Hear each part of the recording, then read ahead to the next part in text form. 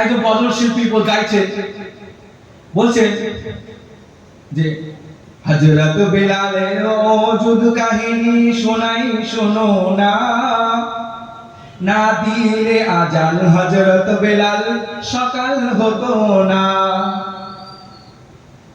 বলছে হযরত বেলাল রাদিয়াল্লাহু তাআলা আনহু যদি আজান না দিত সেদিন আর সকাল হতো না, সূর্য উঠতো না।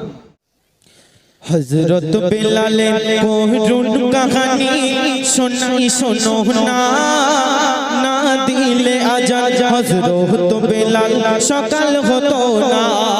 বক্তা বলে যাচ্ছেন আর গজল শিল্পীরা গেয়েই যাচ্ছেন, আমরা এরকম শুনছি। তারা বলছেন যে হযরত আল্লাহ রাসূল একবার হযরত বেলালকে বললেন তুমি আর আজান দিও না আজকে থেকে। বেলাল রাদিয়াল্লাহু তাআলা আনহু তিনি আর আজান দেননি, সেই দিন নাকি আর সকালই হয়নি। লাস্টে জিবরিল আমিন এসে আল্লাহ রাসূলকে বলছেন তুমি কি মনে করলে এই বেলালের আজান একটা নিছক আজান, এই আজান দিলে আরশ মহল্লায় শোনা যায়, তখন আল্লাহ তাকদীর ফয়সালা করেন। নাউযুবিল্লাহ। বুঝতে পারছেন না? পুরো হাদিস কোরআন বিরোধী আকীদা, হাদিস কোরআন বিরোধী কথাবার্তা। অথচ সহিহ হাদিসে এসেছে, সহিহ মুসলিম শরীফের, সুনানে তিরমিজি শরীফের, সুনানে আবু দাউদ শরীফের হাদিসে এসেছে, সুনানে আবু দাউদ শরীফের 435 নম্বর হাদিসে বলছেন যে হযরতে আবু হুরায়রা রাদিয়াল্লাহু তাআলা আনহু হাদিস বর্ণনা করছেন। তিনি বলছেন একদা হযরতে আল্লাহ রাসূল সাল্লাল্লাহু আলাইহি সাল্লাম খাইবারের যুদ্ধ করে তিনি সাহাবাদের নিয়ে ফিরছেন। প্রতিমধ্যে রাত হয়ে গেল, তখন আল্লাহ রাসূল দেখলেন সাহাবায়ে কেরামগণের ঘুম চলে আসছে। আল্লাহ রাসূল বললেন তাবু টানিয়ে আজ রাত এখানে বিশ্রাম করব, কাল সকালে ফজরের নামাজ কালাম পড়ে আমরা বের হব, রওনা দেব। আল্লাহ রাসূল বললেন সাহাবাদেরকে মুখাতিব করে মাইয়াকলুনা, যে তোমাদের মধ্যে কে আছে এমন ব্যক্তি যে রাত জেগে পাহারা দেবে আমাদের? فقال ابو هريره رضي الله تعالى عنه, আবু হুরায়রা রাদিয়াল্লাহু فقال بلال, হযরত বেলাল রাদিয়াল্লাহু তাআলা আনহু তখন বললেন ইয়া রাসূলুল্লাহ ইয়া হাবিবাল্লাহ আনা, আমি আছি। তখন আল্লাহ রাসূল কি করলেন, তিনি তাবুটা নিয়ে আল্লাহ রাসূল ঘুমিয়ে গেলেন, সাহাবায়ে কেরামগণ ঘুমিয়ে গেলেন। হযরত বেলাল রাদিয়াল্লাহু তাআলা আনহু তিনি তার সাওয়ারির উপর হেলান দিয়ে, তার সাওয়ারির গায়ে হেলান দিয়ে পূর্ব দিকে যখন সূর্য উঠবে এইভাবে তিনি বসে চাতক পাখির ন্যায় চেয়ে আছেন, কখন সকাল হবে, কখন সূর্য উঠবে, আমি আজান দেব, রাসূলকে ডাকবো, সাহাবায়ে কেরামদের ডাকবো। রাত যত ঘন হয় হযরত বেলাল রাদিয়াল্লাহু তাআলা আনহু তিনি আস্তে আস্তে আস্তে আস্তে তিনি ঘুমিয়ে গেলেন, তিনি ঘুমিয়ে গেলেন। তারপরে হাদিসে আসছে যে ফানামু, হযরত বেলাল ঘুমিয়ে গেলেন, আল্লাহ রাসূল ঘুমিয়ে গেলেন, অন্যান্য সাহাবারা ঘুমিয়ে গেলেন। আরবিতে নাওমুন মানে হচ্ছে ঘুম। যেমন পবিত্র কোরআনে আল্লাহ সুবহানাহু ওয়া তাআলা সূরা বাকারার 255 নম্বর আয়াতে বলেছেন, যেটাকে আমরা আয়াতুল কুরসি বলি, লা তাখুযুহু সিনাতুন ওয়ালা নাওম, যে আল্লাহ মহান আল্লাহ এমন এক সত্তা যাকে তদ্রা বা নিদ্রা স্পর্শ করতে পারে না। এখানে নাওমুন মানে ঘুম। মুয়াজ্জিন ভোরবেলায় ফজরের আযানে বলছেন as-সালাতু খায়রুম মিনান নাওম, নামাজ ঘুম থেকে উত্তম। নাওম মানে ঘুম। হাদিসে বলছে ফানামু, সকলেই ঘুমিয়ে গেলেন, বেলাল ঘুমিয়ে গেলেন, আল্লাহ রাসূল ঘুমিয়ে গেলেন, সাহাবায়ে কেরামগণ সকলেই ঘুমিয়ে গেলেন। এত দূর ঘুমালেন হাত্তা ইদা যারাবাতুশ শামস, যে সূর্য উঠে গেল, সূর্য প্রখর আলো আল্লাহ রাসূল সাহাবায়ে কেরামদের উপর আঘাত হানলেন। হাদিসে রয়েছে আল্লাহ রাসূলের প্রথমে ঘুম ভেঙে গেল। আল্লাহ রাসূল সাহাবাদেরকে ডেকে দিয়ে বললেন হে আবু হুরায়রা, এই বেলালকে ডাকো। বেলাল রাদিয়াল্লাহু তাআলা আনহুকে যখন ডাকা হলো, বেলাল রাদিয়াল্লাহু তাআলা আনহু বললেন হে আল্লাহর রাসূল, আমার পিতামাতা আপনার উপর কুরবান হোক। যে মহান সত্তা আপনাকে ঘুম পড়িয়ে দিয়েছে সেই মহান সত্তা আমাকেও ঘুম পড়িয়ে দিয়েছে, আমি কি করতে পারি, আমি কি করতে পারি? আল্লাহ রাসূল কিছু বললেন না, তিনি বললেন যে চলো সফর আগে করো। তিনি কিছু দূর গিয়ে সেখানে ফজরের নামাজ আদায় করলেন সাহাবাদেরকে নিয়ে। অন্যান্য হাদিসে এসেছে, এই হাদিসই সুনানে আবু দাউদ শরীফের 447 নম্বর হাদিসে এসেছে, বলছে ফালাম ইয়াস্তাসকা নবী সাল্লাল্লাহু আলাইহি সাল্লাম, যে তারা এমন ঘুমিয়ে গেল যে রাসূলেরও ঘুম ভাঙলো না, ওয়ালা বিলালেরও ঘুম ভাঙলো না, ওয়ালা আহাদুম মিন আসহাবিহি, রাসূল সাল্লাল্লাহু আলাইহি সাল্লামের সাহাবাদের মধ্যে কারো ঘুম ভাঙলো না, হাত্তা তালাআতিশ শামস, এ পর্যন্ত যে সূর্য উঠে গেল। হাদিস বলছে, সহিহ হাদিসে বলছে সূর্য উঠে গেল। ইমাম তিরমিজি রাহমাতুল্লাহ আলাইহি তার সুনানে তিরমিজি শরীফে হাদিসটি বর্ণনা করেছেন সংক্ষেপে, যে মানুষ যদি নামাজ পড়তে ভুলে যায় তখন যেন নামাজ স্মরণে আসে সেই নামাজটি আদায় করে নেয়। এই হাদিস সংক্ষেপে বর্ণনা করে বলছেন হাদা হাদিসুন হাসানুন সাহিহুন, এই হাদিসটি সহিহ। অথচ আমার আপনার গজল শিল্পী কিছু বক্তা শিখিয়েছে বেলাল আযান না দিলে আর সূর্য উঠতো না, বেলাল আযান না দিলে আর সূর্য উঠতো না।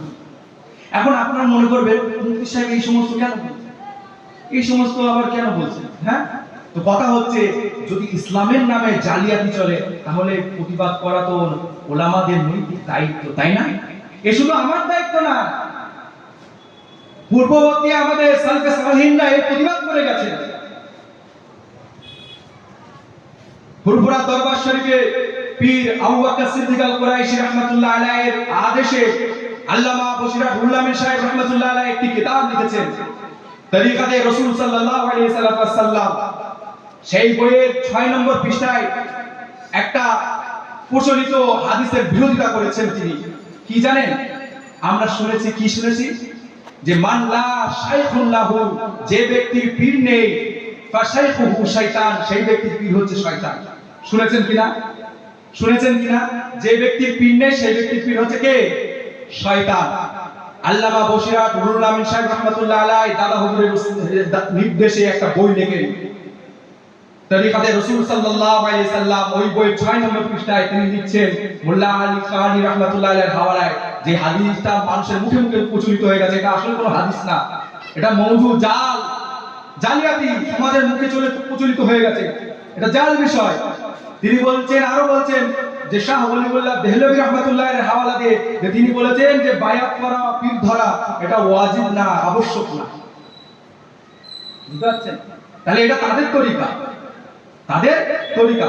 ফুরফুরা দরবার শরীফের মেজো হুজুর আবু জাফর সিদ্দিক আল কুরাইশি রাহমাতুল্লাহ আলাইহি তিনি দাদা হুজুরের নির্দেশে একটা বই লিখেছিলেন এই রকম সমাজে প্রচলিত জাল কিসসা কাহিনীর বিরুদ্ধে। আপনারা পড়তে হবে আমাদেরকে, শুধু ফুরফুরা সিলসিলার মানুষ বললে আমরা তো হবে না, পড়তে হবে তাদের মতদর্শ, তাদের তরিকা। তিনি একটি কিতাব লিখেছেন মেজো হুজুর রাহমাতুল্লাহ আলাইহি, তিনি 2002 সালে মারা গেছেন। তিনি লিখেছেন আল মাওজুআত, মানে জাল বর্ণনাগুলি নিয়ে তিনি আল মাওজুআত নামক একটা কিতাব লিখেছেন। তাহলে দেখা গেল এগুলো আমাদের সিলসিলারই তো, ওলামায়ে কেরামগণের এটা উত্তরাধিকারী, ওলামায়ে কেরামগণই এর প্রতিবাদ করে গেছেন তাদের জমানায়, স্ব অবস্থানে তারা প্রতিবাদ করে গেছেন।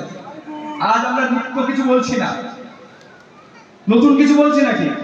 আমরা আমাদের ফুরফুরা সিলসিলা রাহমাতুল্লাহ এবং পীর সাহেবদের এবং আরো অন্যান্য আমাদের আকাবিদদের তরিকায় আমরা আপন করে নিয়েছি, কিন্তু আমরা জানি না। আমরা শুধু মনে করি ফুরফুরা সিলসিলা মানে হচ্ছে মিলাদ কিয়াম করা আর কুলখানি সাউদাসানি করা আর চল্লিশা খাওয়া, এই শুধু জেনে রেখেছি। তারা তাদের শতাব্দীতে ফুরফুরা দরবার শরীফের বড় বড় আলেম ছিলেন, তারা, বুঝতে পারছেন না, আলেম ছিলেন। এখন কথা হচ্ছে যেটা, যে আমাদের সকল মুসলমানের একটাই কথা,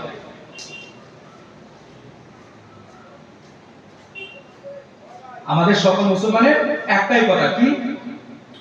যে হুজুররা এক এক রকম কথা বলে, কি করব, কোথায় যাব, কার কথা শুনবো, হুজুরদেরই তো ঠিক নাই।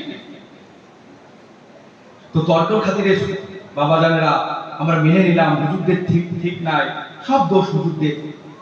এখন মনে করুন আপনি মাগরিবের নামাজের পর বাজারে গেলেন থলেটা হাতে করে নিয়ে, ধরুন আপনি ফিশ মার্কেট বা গোশতের মার্কেট বা আলুর মার্কেটে ঢুকলেন, ঢুকে দেখলেন প্রত্যেক দোকানদার হাঁটাচ্ছেন, বাবা জানেরা, ভাই জানেরা, মুরব্বী স্যার এদিকে আসুন, এদিকে আসুন, আমার মালটা নিন, আমার মালটা ভালো, কোয়ালিটি, গুণাগুণ, মান সব ভালো, আমার মালটি অমুক জায়গায় তমুক জায়গায়, আসুন আমারটা নিন, বলে না?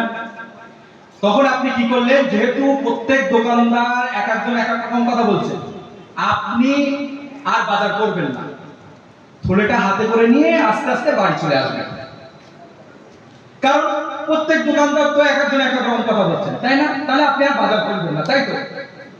তাই তো, বাজার করবেন? এমন কোন লোক আছে কি মার্কেটে যে বাজার করবে না? তাহলে আপনি করবেন কি? প্রথমে মার্কেটে গিয়ে একটা দোকান চুজ করবেন, দোকানদারের কাছে যাবেন, ভাই আলু দেন। দোকানদার তার দাড়ি পাল্লা আলুর মধ্যে ঢুকিয়ে 2 কিলো 3 কিলো 4 কিলো আপনাকে পাল্লা বাটকারায় মেপে আলু দিচ্ছে। আপনি নিলেন না, বললেন না আপনি নামান, আমি আলু বেছে বেছে নেব। আপনি আলু বেছে বেছে নেবেন। আপনি মালের পণ্যের যাচাই বাছাই করে নিলেন, পণ্যের যাচাই বাছাই ছাড়া আপনি মাল নেন না। এবার আপনি বাজার করে মাগরিবের পরে থলেটা বাড়ি রেখে দিয়ে আপনি এশার নামাজ আদায় করার জন্য মসজিদে গেলেন। যথারীতি আপনি এশার নামাজ আদায় করলেন, করে নামাজের পর কিছু ওয়াজিফা জিকির করলেন, অথবা ধরুন নামাজের মধ্যে কিছু আমল করলেন। নামাজের মধ্যে কিছু আমল করার পর এখন মনে করুন আপনাকে একজন জিজ্ঞাসা করছেন যে এই যে আমল করলেন এটা কোথায় পেয়েছেন? কেন? ওই অমুক হুজুরের করেছেন তাই আমি করছি, অমুক হুজুর বলেছেন তাই বলছি, অমুক জন করেছেন তাই করছি, অমুক জন বলেছেন তাই বলছি। তার মানে আপনি আপনার আমলের যাচাই বাছাই করেননি। অথচ আপনি মার্কেটে গিয়ে আলু যাচাই বাছাই করে নিয়েছেন, পেঁয়াজ যাচাই বাছাই করে নিয়েছেন, পটল যাচাই বাছাই করে নিয়েছেন, এমনকি পুঁটি মাছ ধরে ধরে এক একটা টিপে টিপে তাই পাল্লায় রেখে যাচাই বাছাই করে নিয়েছেন। কিন্তু আপনি আপনার ওজিফা, আপনার জিকির, আপনার নামাজ, আপনার দোয়া, আপনার কুলখানি, সাবরেসানি, ইসালে সওয়াব, ফাতিহা কিছুই যাচাই বাছাই করে নেননি। অমুক হুজুর বলেছেন, অমুক হুজুর করেছেন তাই করছি তাই বলছি, অমুক জন বলেছেন তাই বলছি, অমুক জন করেছেন তাই করছি। তার মানে কি বোঝা গেল?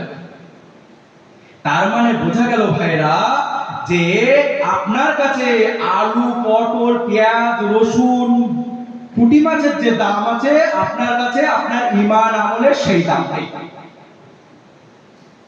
আপনি মার্কেট থেকে পুঁটি মাছ যে গুরুত্ব সহকারে ক্রয় করেছেন, আপনি আপনার জান্নাতকে সেই গুরুত্ব সহকারে ক্রয় করেন। ঠকে যাবেন ভাইরা, ঠকে যাবেন। আর এই ঠকা এমন ঠকা যে দুনিয়ার বুকে মার্কেট করতে গেলে আলু, পেঁয়াজ, রসুন, আদা রসুন নিতে গেলে যদি একবার ঠকে যান, আশা করা যায় দ্বিতীয়বার আপনি জিতলেও জিততে পারেন।